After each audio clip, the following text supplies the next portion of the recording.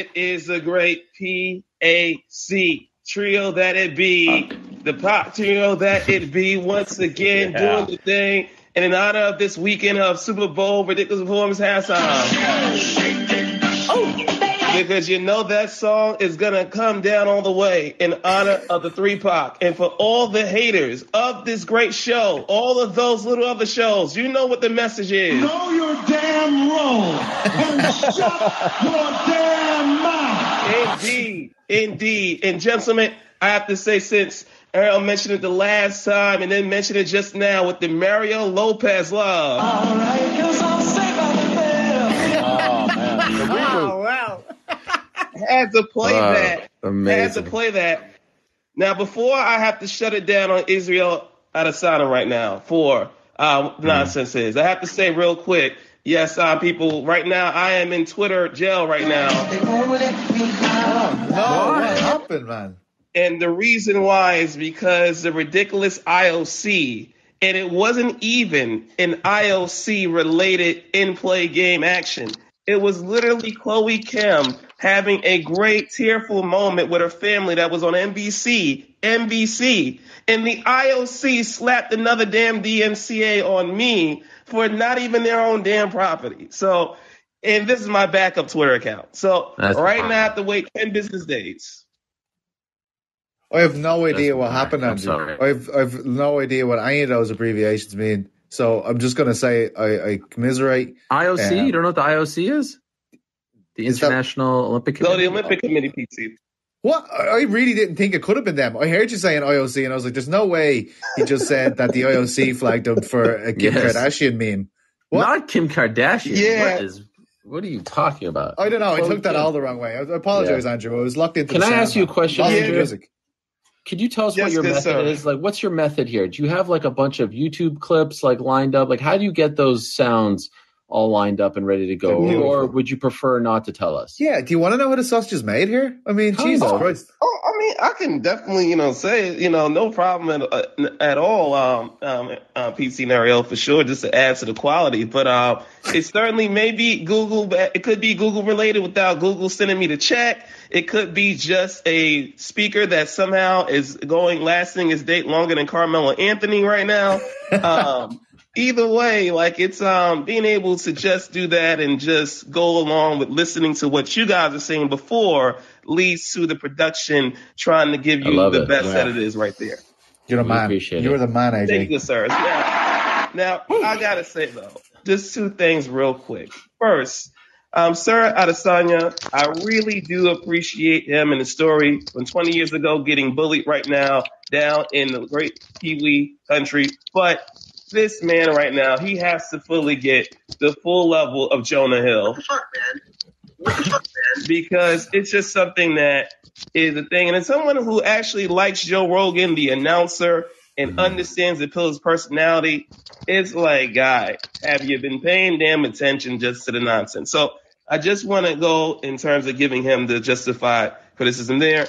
And real quick, I don't know if you gentlemen saw how, or you probably saw already with how Jorge had to give the proper roast video for Phony Covington.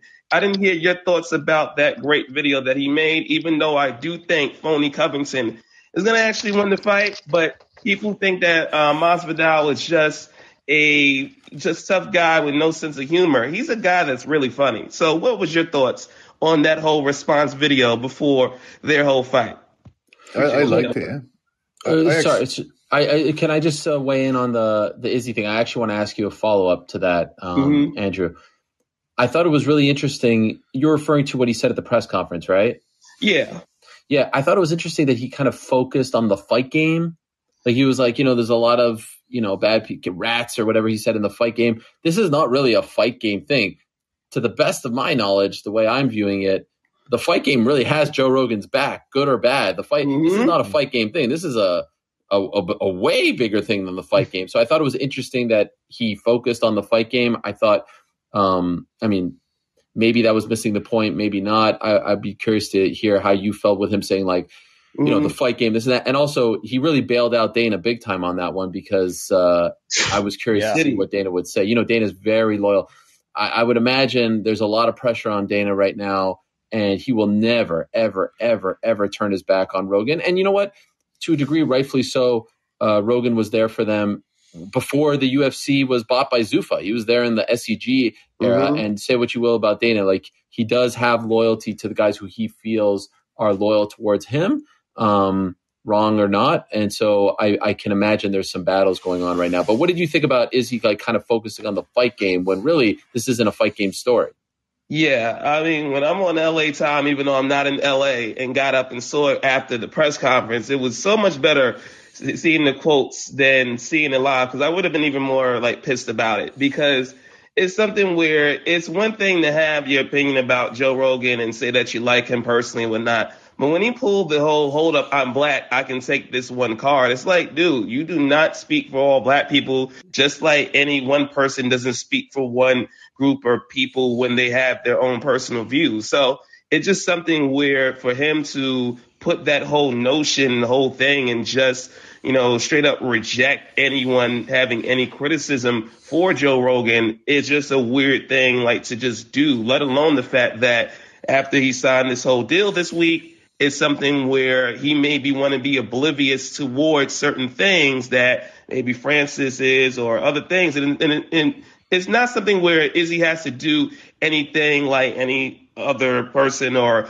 be his own type of situation, but it's just a thing where it just shows that he wasn't understanding or even looking or wanting to look at why the whole pressure is on Joe Rogan with that. And by the way, Joe's going to always have a platform. Like, Joe's going to always make money and stuff. Joe's not going to be going away or quote unquote like cancel cultured. It's just something where he clearly just wanted to be loud without even understanding what the hell was going on. This is great. Can I ask you just a follow-up? How do you feel about the stuff that has come out? I mean, a lot of it is old, but I'm just curious, as a black man, how do you feel about these comments, this footage that has been unearthed? Yeah, I mean, and it's something where I definitely had this level of discussion with former good sir, a good friend of my man, Glenn Greenwald, about it because of like the free speech stuff. And hell, it's the whole thing, especially as we all know in North America, but particularly in America, the whole free speech thing with that and wanting to say what you want to say with that. But the thing comes from when you have a platform that you have, that some accountability is going to be the case for some of the things you say, particularly when you are clearly saying a whole word repeatedly and having the whole notion of the whole Planet of the Apes analogy with that and bringing it up and being jokey. You're going to have people realize that you said that, and you're going to have to be asked, why the hell did you go ahead and say that? So it's just something there where the people that are outraged over those who are outraged and just holding him accountable